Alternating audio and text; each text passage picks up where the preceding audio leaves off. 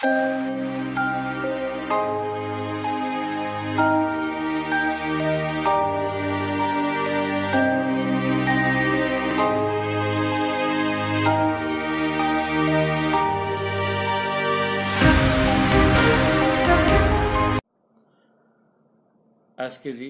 Senior secondary school Sujangarh online class में मैं बलवीर आपका स्वागत करता हूं। आज कक्षा 11 की जर्नल के बारे में हम सीखेंगे। जर्नल से क्या आशय है?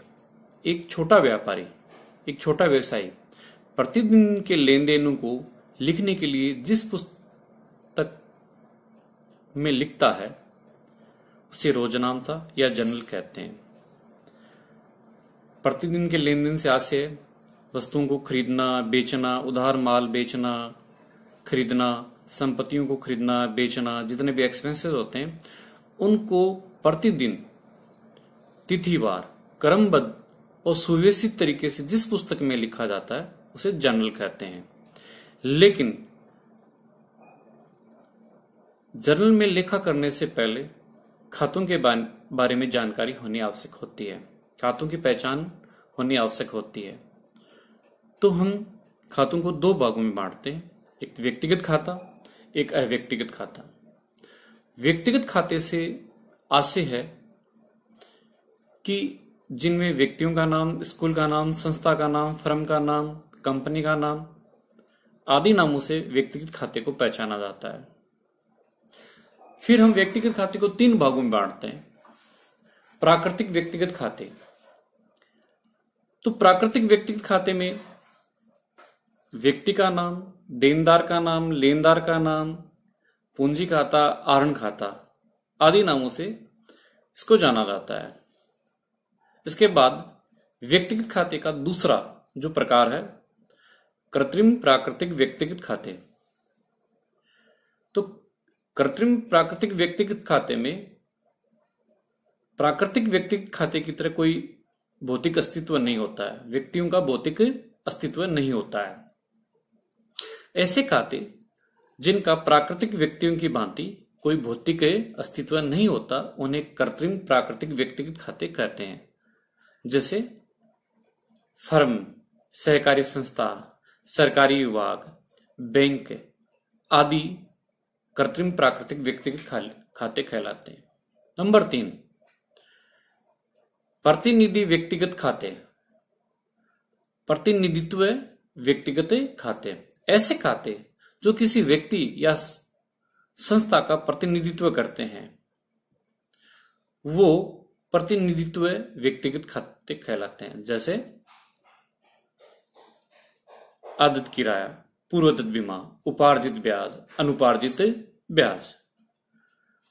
आदत किराया से आशय है जैसे किसी भवन का किराया 1 लाख रुपए है और व्यवसायी द्वारा 80,000 रुपए उसे चुका दिए गए हैं, तो 20,000 रुपए जो आदत हैं वो भवन के मालिक का प्रतिनिधित्व कर रहे हैं।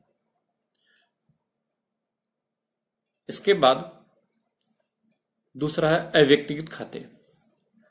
अव्यक्तिगत खातों को दो भागों में बांटा गया है, वास्तविक खाते, अवास्तविक खाते। वास्तविक खाते के अंतर्गत वस्तुओं और संपत्तियों से संबंधित खातों का उल्लेख होता है, यानी माल तथा संपत्तियों से संबंधित खातों का उल्लेख होता है। माल से आशय जिसका हम बिजनेस कर रहे हैं और संपत्तियां वो जो व्यापार को चलाने में सहायक हैं। फिर वास्तविक खातों को दो भागों में बांटा गया है, मूर्त और अमूर्त। मूर्त संपत्तियों के अंतर्गत वो संपत्तियां सम्मिलित होती हैं जिनका भौतिक अस्तित्व होता है, जिनको छू सकते हैं, देख सकते हैं।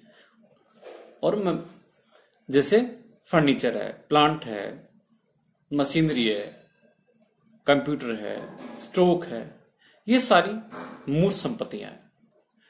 अमूर्त संपत्तियां वो होती हैं सिर्फ जिनको देख नहीं सकते, सिर्फ महसूस कर सकते हैं। जैसे व्यापार की जो गुडविल है, पेटेंट है, ट्रेडमार्क है, ये सारी अमूर्त संपत्तियां हैं जो वास्तविक खाते के अंतर्गत आती हैं।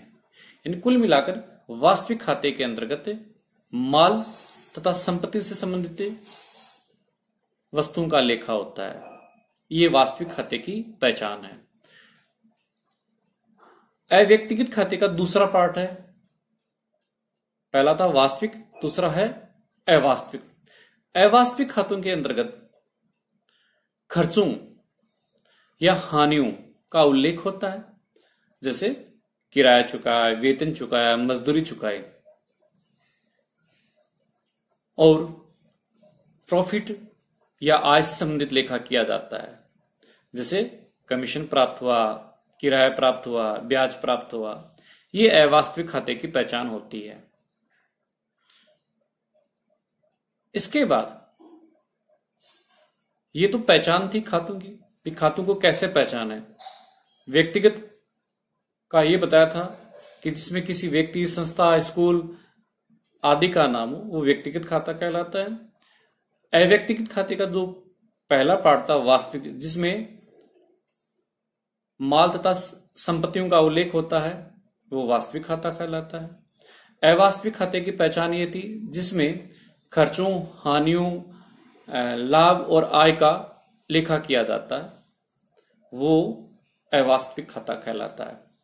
अब इन खातों के रूल हैं, नियम हैं, वो हमें आने चाहिए। तो सबसे पहला व्यक्तिगत खाता बताया था आपको। व्यक्तिगत खाते का रूल ये है कि पाने वाले व्यक्ति को नाम यानी डेबिट करो और देने वाले व्यक्ति को क्रेडिट यानी जमा करो। इस रूल के अकॉर्डिंग व्यक्तिगत खाते को डीआर, डेबिट या क्रेडिट किया जाता है। जैसे मोहन को माल बेचा, तो मोहन माल को पाने वाला है, तो मोहन का खाता डेबिट होगा। जैसे सोहन से माल खरीदा, तो यहां पर सोहन माल को देने वाला है, तो देने वाले व्यक्ति को क्रेडिट किया जाता है, जमा किया जाता है। इसके बाद दूसरा है अव्यक्तिगत।